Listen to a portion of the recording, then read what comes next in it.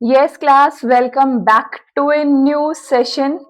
Yes, of course, I know 2-3 दिन से आपकी क्लासेस नहीं हो रही थी, बट याद रखना जब जब क्लासेस में ब्रेक लगेगा तो आपके सामने कुछ ना कुछ न्यू धमाल मिलेगा। तो कुछ न्यू धमाल की ही तैयारी में टाइम जा रहा था, इसीलिए 2 दिन से आपकी लास्ट क्लास नहीं हुई। क्या न्यू धमाल है आज की क्लास में, चलिए देखते हैं। यूजीसी नेट पेपर 2 कॉमर्स की लास्ट हमने प्रीवियस ईयर क्वेश्चन की सीरीज स्टार्ट करी थी, जिसमें हर एक प्रीवियस ईयर क्वेश्चन पेपर को हम 3 पार्ट में खत्म करते थे, 35 एंड 30 क्वेश्चन करके। हर एक पेपर के कंप्लीट 100 क्वेश्चन हमने किए हैं।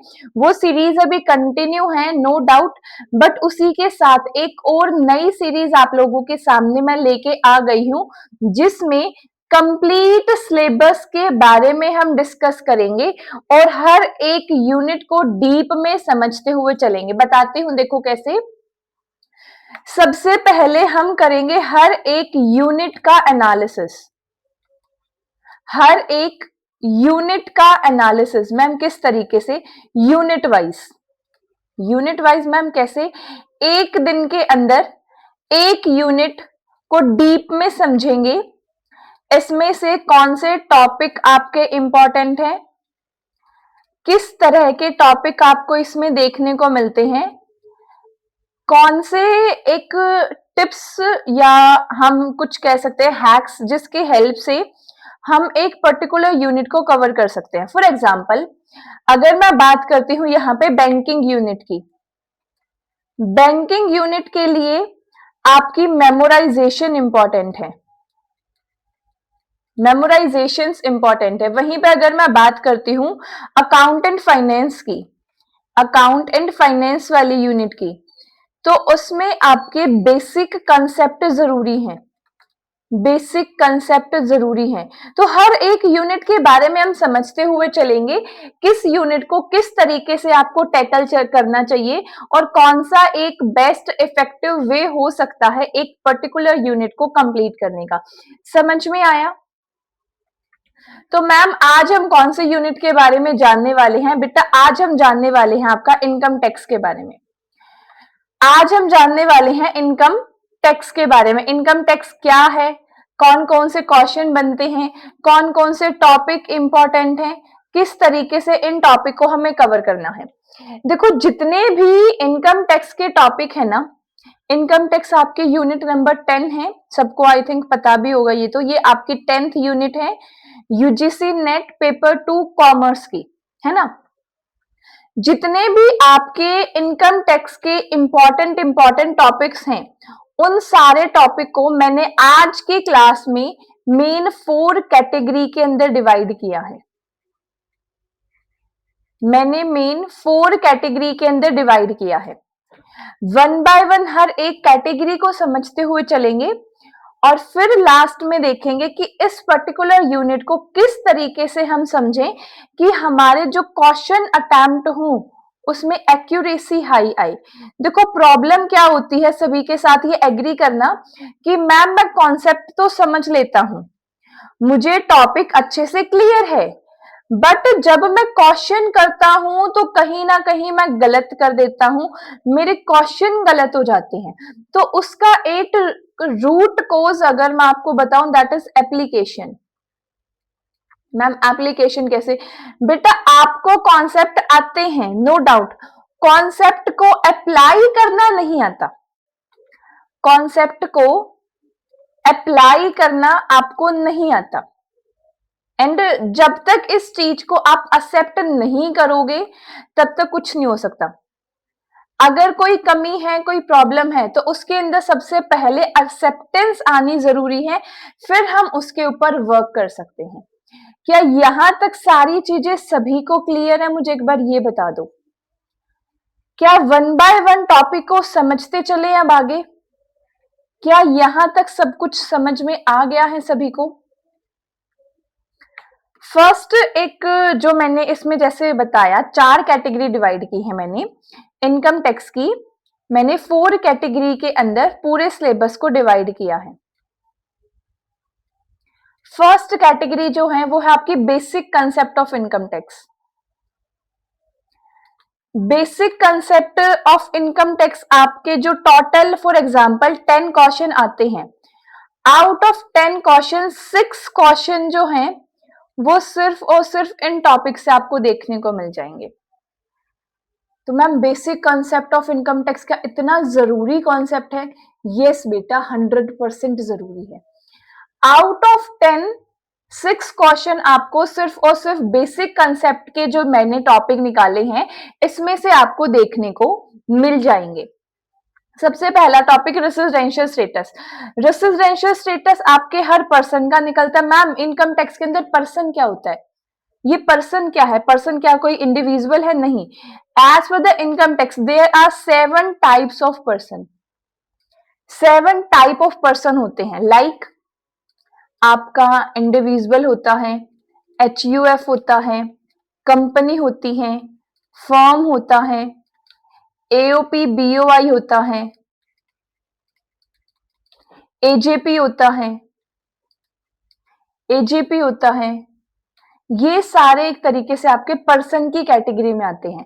तो हर एक पर्सन का रेसिडेंशियल स्टेटस चेक करना होता है। उस रेसिडेंशियल स्टेटस के बेस पे हम देखते हैं इसका टैक्स बनेगा या नहीं बनेगा। इसके लिए आपका सेक्शन 5 आता है। सेक्शन 5 ऑफ इनकम टैक्स आपका रिलेटेड है स्कोप ऑफ इनकम से। Scope of income, scope of income नहीं होता और कुछ होता है। चलो स्कोप ऑफ इनकम ही देखो, मेरे को वर्ड ध्यान नहीं आ रहा। स्कोप ऑफ इनकम मान लो कि इनकम आपकी इंडिया के अंदर कमाई गई है या कहीं बाहर कमाई गई है।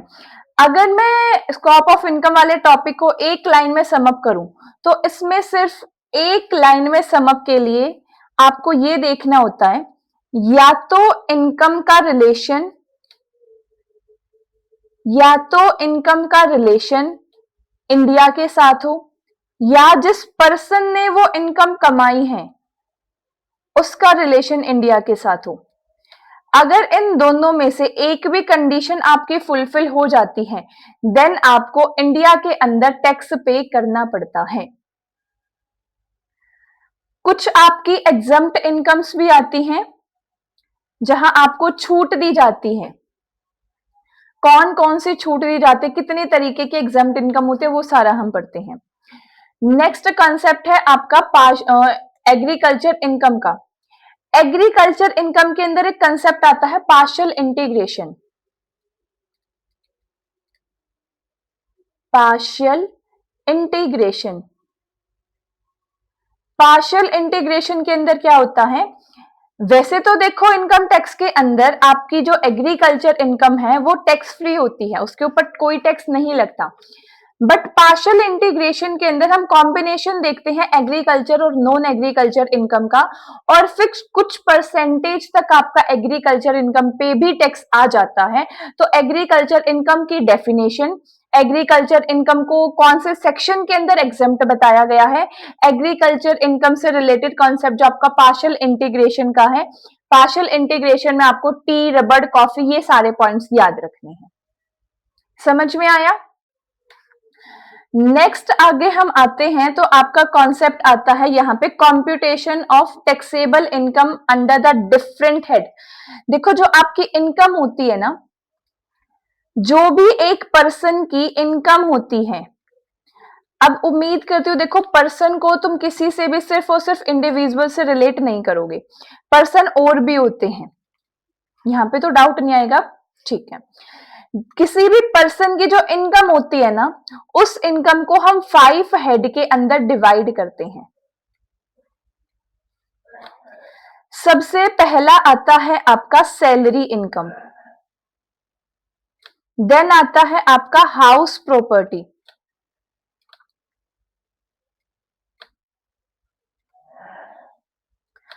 फिर आता है आपका PGBP, देन आता है आपका capital gain, capital gain, and last में आता है आपकी कुछ अदर सोर्सेस।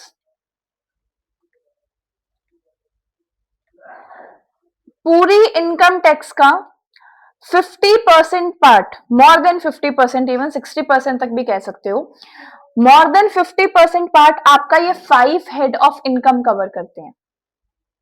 जितना भी आपका इनकम टैक्स का सिलेबस है उसमें मोर देन 50% आपको ये 5 हेड ऑफ इनकम पढ़ने होते हैं। मैम एक को समझा दो, देखो पीजीबीपी का लिख लो पहले, पीजीबीपी में डाउट होगा। Profit and gain from business and profession, profit and gain from business and profession. Salary के अंदर लाइक आपकी सैलरी की कुछ डिडक्शंस मिलती हैं, वो सारी पढ़नी होती हैं। सैलरी होती क्या है, सैलरी के ऊपर कई बार आपको अलाउंसेस मिलते हैं, तो सारे अलाउंसेस को आपको पढ़ना होता है। कितने तरीके के अलाउंसेस हैं, कौन से अलाउंस आपके टैक्स फ्री है, कौन से अलाउंस पे आपका टैक्स लगेगा, वो सारी इंफॉर्मेशन आपको याद रखनी है। प्लस सैलरी के अंदर कुछ आपकी रिटायरमेंट बेनिफिट्स भी आते हैं, रिटायरमेंट बेनिफिट्स आते हैं। उन रिटायरमेंट बेनिफिट कौन कौन से हैं, लाइक आपका ग्रेच्युटी है, लाइक आपका पेंशन है, इन सारों के बारे में आपको डीप में स्टडी करना है। सेम उसी तरीके से अगर हम बात करते हैं हाउस प्रॉपर्टी की, हाउस प्रॉपर्टी के अंदर आप एक तरीके से रेंटल इनकम अर्न कर रहे हो, तो हाउस प्रॉपर्टी में एक तो ऑनर और टेनेंट का रिलेशन के बारे में पढ़ना होता है। सेकेंडली हाउस प्रॉपर्टी की जो आप वैल्यू निकालते हो, मार्केट वैल्यू एंड ऑल, उस कि एक्चुअली में प्रॉपर्टी की वैल्यू क्या है उसके बारे में आपको पढ़ना होता है। नेक्स्ट आता है इसमें, अगर कोई रेंट आपका अनरियलाइज्ड है तो उस अनरियलाइज रेंट को आप कैसे टैकल करोगे, कितना आपको उस पर टैक्स देना पड़ेगा, किस सिचुएशन में टैक्स देना पड़ेगा। अगर कोई ऐसा पर्सन था जो आपके घर पे रहा लेकिन वो उसने रेंट नहीं दिया और वो बिना रेंट दिए भाग गया, तो उस सिचुएशन में आपको क्या करना है, किस तरीके से प्रूफ करना है कि मेरे पास इनकम नहीं आई है। इसी तरीके से हर हेड को आपको बहुत डिटेल में समझना होता है। पीजीबीपी की बात करें तो इसमें एक सबसे इंपॉर्टेंट पॉइंट यहाँ आपका निकल कर आता है, दैट इज नॉन एज आपका प्रिजम्पटिव टैक्सेशन। प्रिजम्पटिव टैक्सेशन वाली चीजें यहाँ आपकी निकल कर आती हैं। 44 एडी, 44 एडी एक कुछ सेक्शंस भी आपको याद करने पड़ते हैं। कैपिटल गेन में आपको short term and long term capital gain के हिसाब से चीजें समझनी होती हैं। Short term and long term capital gain के हिसाब से चीजें समझनी होती हैं। यहां तक सारा समझ में आया। अदर सोर्सेज में अगर आपकी कोई डिविडेंड की इनकम है, कोई लॉटरी की इनकम है, वो सारी चीजें कवर होंगी। उसके बाद देखो सारे के सारे हेड की स्टडी हमने कर ली, ये सारा पॉइंट। अब आ जाओ डिडक्शंस। कुछ ग्रॉस टोटल इनकम पे ना आपको कुछ डिडक्शंस मिलती हैं। कौन से डिडक्शंस होती हैं, चैप्टर 6A की होती है मैम। चैप्टर 6A के सेक्शन 80C से 80U के डिडक्शंस के बारे में आपको पढ़ना होता है कि कौन कौन सी डिडक्शन किस पर्सन को किस सिचुएशन में मिलती है, वो सारा आपको पता होना चाहिए। उसके बाद असेसमेंट ऑफ इंडिविजुअल और क्लबिंग का प्रोविजन भी आता है। क्लबिंग के प्रोविजन में क्या होता है, कई बार हम क्या कर देते हैं, हम अपनी प्रॉपर्टी को ट्रांसफर कर देते हैं अपने किसी बेटर वन के पास। जैसे मैंने प्रॉपर्टी, फादर अपनी प्रॉपर्टी बच्चों को दे देता है, तो उस केस के अंदर आपका क्लबिंग का प्रोविजन आता है। तो ये सब क्लबिंग का प्रोविजन है। जब पेरेंट्स के केस में है तो क्या होगा, किसी और सिबलिंग्स के केस में है तो क्या होगा, या फिर आप कह सकते हो आपके लाइफ पार्टनर के केस में है तो क्लबिंग का प्रोविजन कैसे लगेगा, वो सारा आपको यहाँ पे पढ़ना होता है। And this is the 60% part of your syllabus. समझ में आया, बहुत इंपॉर्टेंट है ये। आगे मैं आपको one by one her topic को बिल्कुल डिटेल में करवाने वाली हूं। Just one demand from my side, regularity, consistency. मैं रेगुलर हूं, हाँ बीच में 2 दिन क्लास नहीं हुई, कुछ रीजंस थे और मैं कुछ और बेटर प्लान करी थी आप लोगों के लिए ही। समझ में आया, चलो नेक्स्ट है आपका इंटरनेशनल टैक्सेशन। इंटरनेशनल टैक्सेशन के बारे में पढ़ना है कि अगर कोई पर्सन है, देखो इंडिया के अंदर रेसिडेंट बनने का रूल कुछ और होता है, किसी फॉरेन कंट्री की अगर हम बात करें कोई भी कंट्री ले लो, उसके अंदर रेसिडेंट बनने का रूल कुछ और हो सकता है। अगर कोई ऐसी कंडीशन बन गई कि एक पर्सन जो है वो इंडिया का रेसिडेंट भी बन गया और किसी फॉरेन के रूल के हिसाब से वहां भी रेसिडेंट बन गया, तो क्या वो अपनी एक इनकम पे 2 बार टैक्स देगा? नहीं देगा। तो डबल टैक्सेशन होता क्या है, कहाँ किस तरीके से इसका यूज किया जाता है, कौन कौन से मेथड हैं डबल टैक्सेशन को अवॉइड करने के, और कई बार कंपनीज जो हैं वो एक एग्रीमेंट कर लेती हैं मिलके कि हमारे जो एक बिजनेसमैन है उसको नुकसान ना हो, तो डबल टैक्सेशन अवॉइडेंस एक्ट, इसमें अगर डबल टैक्सेशन अवॉइडेंस एग्रीमेंट है देन वेल एंड गुड। अगर एग्रीमेंट नहीं है तो क्या उसको टैक्स देना पड़ेगा? नहीं देना पड़ेगा, तो उसको रिलीफ दी जाएगी। तो रिलीफ किस तरीके से दी जाएगी, उसके क्या क्या मेथड है, वो सारी चीजें हम यहाँ पे स्टडी करते हुए चलेंगे। क्लियर यहां तक? नेक्स्ट पॉइंट है फिर आपका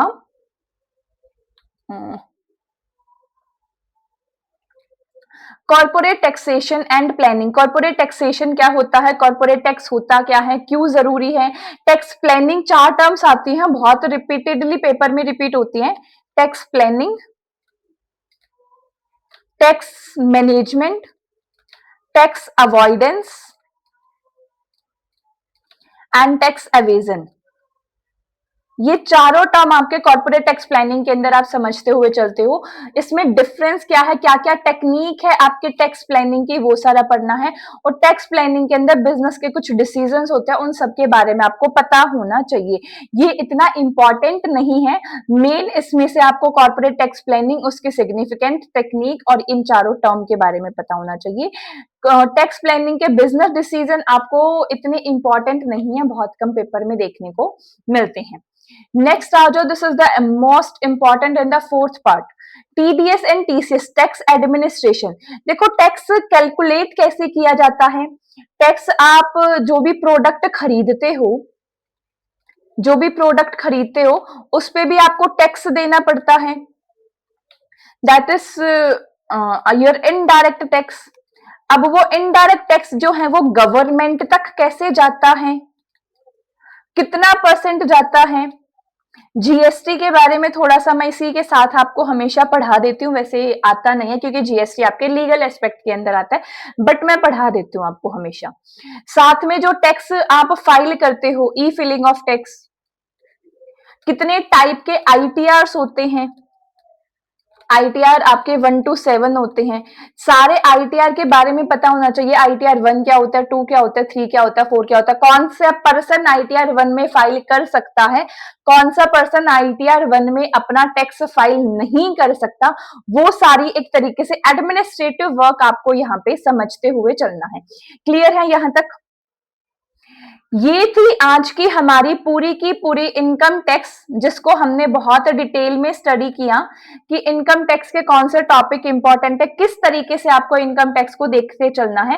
अब लास्ट देख लेते हैं कि इनकम टैक्स को आपको डील कैसे करना है। देखो इनकम टैक्स ना एक ऐसी यूनिट है जिसमें आपको चीजें समझनी भी पड़ेंगी और जो कुछ प्रोविजन है वो याद भी रखने पड़ेंगे। तो आप इसमें ये नहीं कह सकते हो कि ज्यादा मेमोराइजेशन वाला पार्ट है या ज्यादा understanding, this is the mixture of both. Plus income tax एक ऐसी यूनिट है जिसके क्वेश्चंस अटेम्प्ट करना बहुत इंपॉर्टेंट है। फॉर एग्जाम्पल, आपने पूरा का पूरा रेसिडेंटशिप का कॉन्सेप्ट पढ़ लिया, रेसिडेंट का रूल पढ़ लिया कि 182 डेज और या फिर आपका होना चाहिए 60 day in last year plus 365 day in previous preceding 4 year, ये आपने पढ़ लिया। बट क्वेश्चन आपका कैसे आएगा, क्वेश्चन आएगा एक राम पर्सन है, वो हर साल क्रिकेट खेलने के लिए XYZ कंट्री के अंदर जाता है और वो वहां पे 100 दिन रह के आता है, मेरे को इसका रेसिडेंट स्टेटस बताओ, मेरे को इसका स्टेटस बताओ। इस तरीके से आपके क्वेश्चन बनते हैं यहां पे, समझ में आया? क्वेश्चन आपके इस तरीके से बनते हैं। तो इनकम टैक्स ऐसी यूनिट बिल्कुल नहीं है कि आपने सिर्फ और सिर्फ पढ़ लिया और हो जाएगा। अगर मैं बैंकिंग की बात करूं, बैंकिंग में मेमोराइजेशन की चीज है, वो आप उसके क्वेश्चन प्रैक्टिस बहुत ज्यादा से रेलेवेंट आपके नहीं रहते हैं, क्योंकि याद रखने वाली चीज है, डायरेक्ट क्वेश्चन उसमें ज्यादा आते हैं, बट इनकम टैक्स के अंदर आपके डायरेक्ट क्वेश्चन आने के चांसेस बहुत कम होते हैं। समझ में आया? चलो, उम्मीद करती हूँ आज की क्लास बिल्कुल आप लोगों को पसंद आई होगी। इसी तरीके से नेक्स्ट क्लास भी हम अपने करने वाली हैं, जो रखेंगे unit number 9, that is legal aspect of business.